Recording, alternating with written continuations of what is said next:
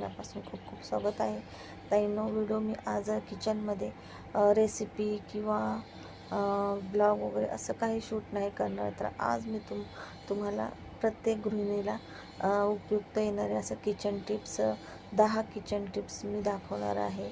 आणि प्रत्येक ठिकाणी बघा, प्रत्येक वेळेस मी समजून सांगितलेलं आहे.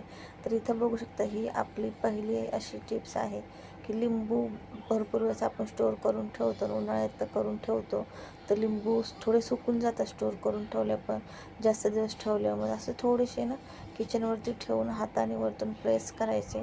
त्याच्यामुळे लिंबू नरम होतात आणि मग रस निघण्यास मदत होते. नाही तर आपल्याला खूप प्रेस करावं लागतं. त्याच्यामुळं ना अशा प्रकारे केलं तर रस निघण्यास मदत होते. नरम पडतो तो लिंबू आणि रस निघण्यास मदत होते. बघू शकता, 3 लिंबाचा एवढा असा रस निघला. तर इथं लिंबू सरबत बनवायचं होतं, तर त्याच्यामध्ये मी टाकून घेतलेलं आहे.